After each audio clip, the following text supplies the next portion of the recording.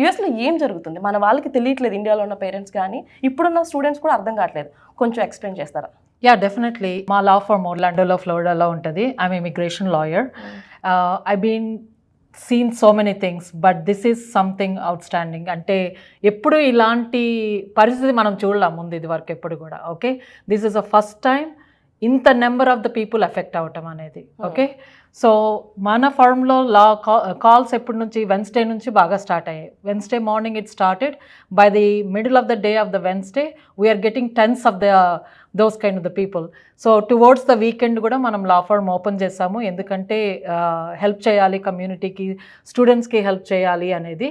So there is from tens to the hundreds of the people within a week time of the people it's got affected. Okay, ఇప్పుడు ప్రస్తుతానికి on the topic, hot topic ఏంటి అంటే students are getting SEVIS terminated, F1 visas getting revoked, you know, without any further notice. That is very alarming, and it is going minute to minute, it's raising the numbers. So we will kind of more talk about it. What is F1 visa? What is SEVIS?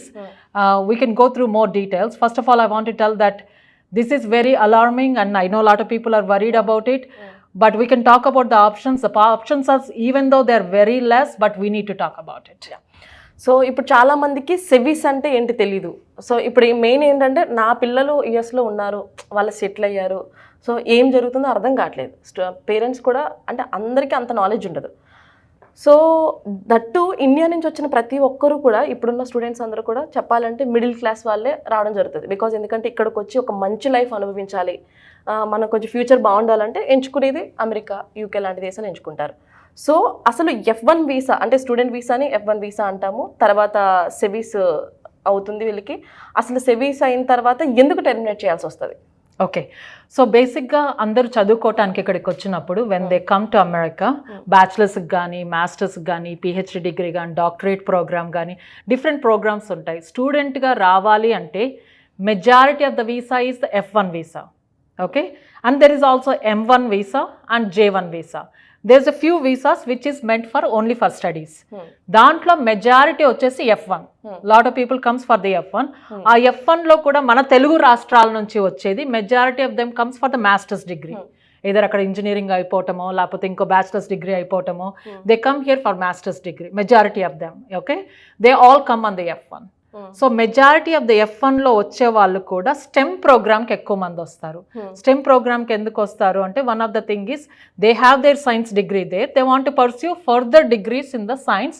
That's why they come to the STEM program. STEM అంటే science, technology, engineering, mathematical related ఫీల్డ్లో. Okay, దాన్ని రావటం వల్ల రెండు రకాలుగా ఉపయోగాలు ఉన్నాయి అమెరికాలో. ఏంటంటే ఒకటి, you finish your advanced degree in that, and then further you graduate, then you get a OPT for 3 years.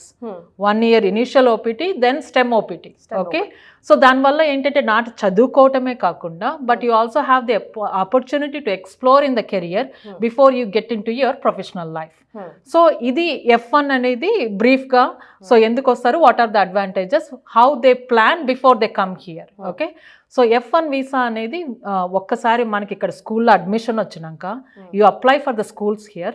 School will issue a I-20 అనే డాక్యుమెంట్ ఇష్యూ చేస్తారు. బేసిక్గా I-20లో ఏముంటుంది, ఏ స్కూలు, ఏ ప్రోగ్రాము, ఎన్ని రోజులు నీ ప్రోగ్రాము, ఎంత ఖర్చు అవుతుంది దానికి, ఎన్ని రోజులు ఇది అనేది I-20 అనేది ఒక document. It will issued by the school.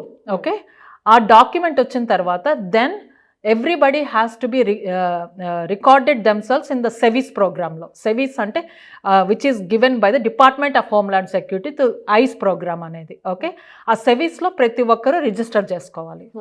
Aa registration anedi always you have to active. School anedi no marachu, school marachu, I-20 marachu. Okay, కానీ సెవిస్ అనేది నీకు ఒక్కసారి రిజిస్టర్ అయిపోయాక same number will continue regardless of how many years you study, how many schools you change, or you are graduated, or after the OPT, the SEVIS number always stays the same. Okay, so that's the importance of the SEVIS, which is actually operated by the Department of Homeland Security. Okay, so adi SEVIS, adi I-20. ఇవి రెండు కూడా మీరు అమెరికాకి రాకముందే ఇవి రెండు కూడా మీరు ఆల్రెడీ రికార్డ్ చేసుకుంటారు. ఇవి రెండు తీసుకెళ్ళి you go to the visa. US consulate in India. Okay, so Hyderabad కావచ్చు, బాంబే కావచ్చు, ఎక్కడన్నా సరే మీరు అక్కడ యుఎస్ కాన్సులేట్కి వెళ్ళి you apply for your visa to get the stamping in the passport. So once you have the stamping in the passport, ఆ stamping అనే దాన్ని వీసా అంటాం కదా, ఆ వీసా అనేది only useful to enter in to the country. Okay, once you enter in to the country the visa has nothing to do with that. మనం ఒకసారి venter అయితేనే మనకి సిబిపి అనేది ఎయిర్పోర్ట్లో ఉంటుంది. Okay, customs border petrol. Okay, that agency will issue I-94. I-94 అనేది బేసిక్గా ఏంటంటే అరైవల్ అండ్ డిపార్చర్ రికార్డ్. అంటే మీరు ఎప్పుడు వచ్చారు, ఎప్పటి వరకు ఉండాలి, ఎప్పటి లోపల వెళ్ళిపోవాలి. ఆ I-94 అనేది మీరు ఎప్పుడు మెయింటైన్ చేయాలి అమెరికాలో ఉన్నంతసేపు. ఓకే, వీసా ఎక్స్పైర్ అయిపోయినా సరే అమెరికాలో ఉన్నంతసేపు I-94 మెయింటైన్ చేయాలి. These are the basic things everybody has to know before we get in to more details on that.